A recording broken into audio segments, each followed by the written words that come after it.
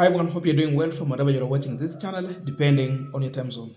Now, during campaign and even after the election, we know all the nasty things that Gachagua and his team from Mount Kenya, including Ndindi Nyoro, Kimani Ichung'wah, and others, were halting towards Mama Ngina Kenyatta, Uhuru Kenyatta, and the entire Kenyatta family. The Kenyatta family became their target. It was their punching bag. And in every political gathering they had, the only narrative they would talk about it was either the Kenyatta family or Raila Odinga. But the worst for them was that Kenyatta is just like them. He was their leader. But now Gachagua had incited the community against Kenyatta, Uhuru Kenyatta, Mama Ngina Kenyatta, and the entire family. So it reached a point where even they lacked respect for women in terms of the words they used towards Mama Ngina Kenyatta.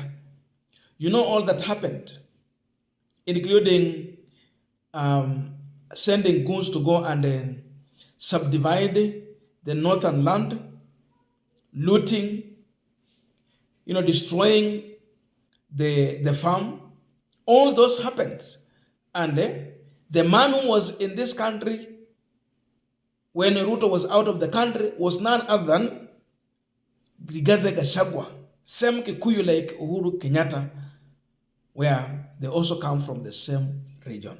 So after all those nasty things, incitement, today in the morning, Gachagua was on a show with the media, largely from Mount Kenya region, and he went to an extent of begging forgiveness from Mama Ngina Kenyatta. And the message was direct. He was so passionate on that message, and he is really, from his heart, asking forgiveness from Mama Ngina Kenyatta. And I want to quote him. This is what he said. 2022 politics had become so dirty.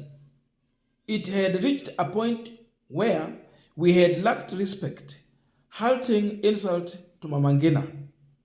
I wouldn't again like the Mount Kenya community for us to get to that point again of lacking respect for our elders. I would like to ask for forgiveness from Mama Ngina Kenyatta. He's trying to explain why it was out of hands. But above all, the last sentence is his target. I would like to ask for forgiveness from Mama Ngina Kenyatta. The big question on this punchline, why is Gachagua today on his knees begging forgiveness from Mama Ngina Kenyatta, the former First Lady, and the mother to the immediate former President Uhuru Muigai Kenyatta? That is the question. But before we go deep into that, just a quick request. For those who are watching and you have not yet subscribed, please consider subscribing. To our returning subscribers, I must say thank you so much. And again to all our viewers, please give this video a thumbs up. Thank you so much, and back to this discussion. And by the way, before I forget, I've seen the numbers are going up in terms of channel membership. So I still want to use this opportunity to welcome all the new members who have joined the channel membership. We have really grown in numbers. So I want to appreciate all of you who have joined. And by the way, you can join the channel membership with as little as $1. You can support with $2, $5, $10, be it 50, be it 100, and so on. So you are all welcome, and above all, I just also want to use this opportunity just to thank our subscribers who have really supported the channel. It is growing. And those who normally bring in their input through the comment section. That's where we normally continue with the discussion. So discussion is not ending here at the end of the video. It normally ends in the comment section where we have the second interaction. So thank you for everyone who has been commenting, who have been really giving more insightful in all our discussion on this Punchline. So let us keep on doing so. Now, back to this discussion. I am sure even a young kid in primary school, a class 3 pupil, would understand why Gachagua has changed his tone. He would understand why Gachagua is on his knees.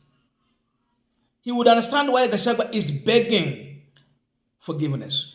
And Gachagua is very brave. He understands the only way he can reach out to Uhuru Kenyatta, the only way to reach out to his soul, it is through the mother. For Uhuru Kenyatta, his mother is everything. So if you want to reach out to Uhuru Kenyatta, the only thing you need to do, if it is very hard, go through the mother. If you get a pass through Mama Ngina Kenyatta, you will access Uhuru Kenyatta. Uhuru will listen to you.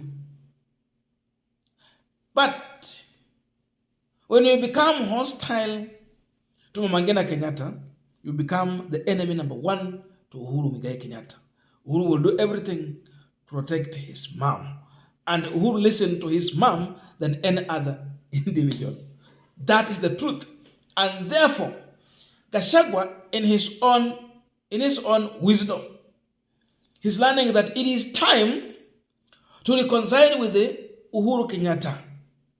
And therefore, for him to reach out to Uhuru Kenyatta, it is through the mother. Because he know all the nice thing he said about him.